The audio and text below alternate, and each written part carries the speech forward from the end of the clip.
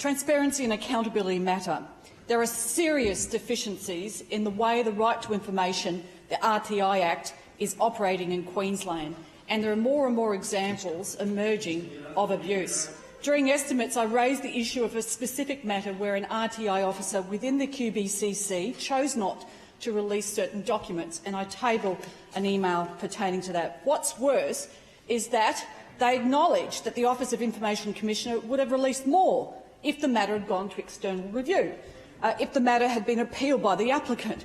So serious questions need to be asked about the impartiality exercised by some RTI officers. It makes me wonder how many other examples there are where RTI officers are working to protect the department and the government rather than follow the law with impartiality and independence. RTI officer decision-making must be impartial. It should be under the law, but as that document just tabled indicates, there are major questions about that. Their purpose is not to protect the government. The community deserves greater access to information and equal access across all sectors of the community to prevent and detect corruption, maladministration, systemic failures. All of these matters are things that hurt Queenslanders. They have a right to know, and the law should be applied impartially, and there are major questions about that not occurring. I did write to the CCC. I heard the Attorney-General made some smug comment about that. I did write to the CCC about this matter, and I will table my correspondence and also their response.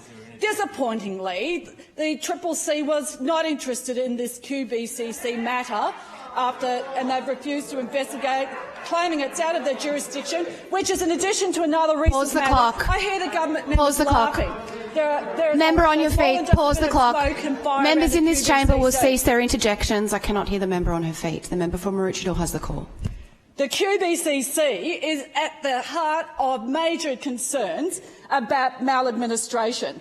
It's not the first time the CCC was not interested in the QBCC matter after the CCC refused to investigate a 5-year delay to resolve serious misconduct allegations about the QBCC. The QBCC is clearly facing its own integrity scandal, with more than 20 senior players at the regulator having left over the past 12 to 18 months.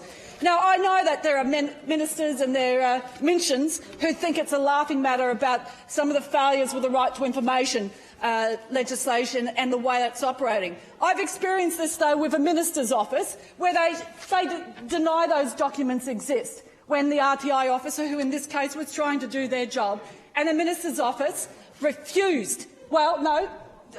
Didn't give those documents over to the RTI officer. In fact, it was Minister Bailey's office.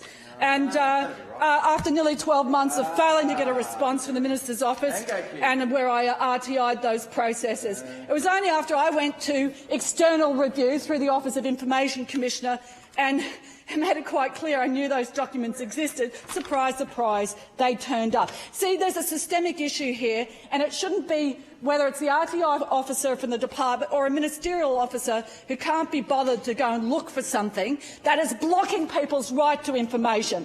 That's a corruption of the process. It's a systemic issue. It needs to be called out because transparency and accountability matter, be it in preventing or detecting corruption or maladministration or systemic failures, because they all equally affect Queenslanders, whether it's accessing a hospital bed, whether it's accessing justice, and they're being denied that by this arrogant and smug government who just laughs it off.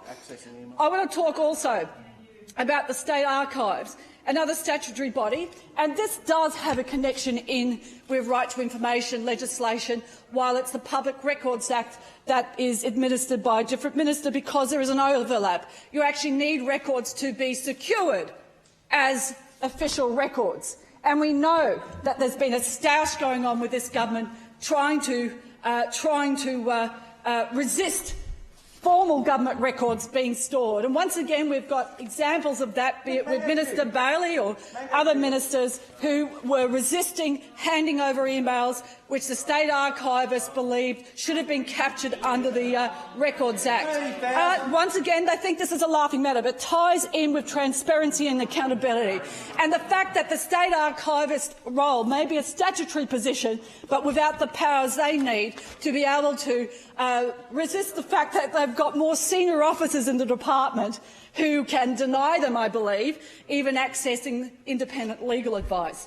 And there are some major questions where, unfortunately, with the limits of time and estimates, that still need to be answered about why these roles aren't being allowed to act in a way free of interference from government ministers who are seeking legal advice to press back and try and refuse to hand over records on their private emails or in other means that should have been recorded as official state records. And the disrespect to that position of State Archivist has shown that this government doesn't want to be accountable and it's pressing back against transparency and hiding in the dark.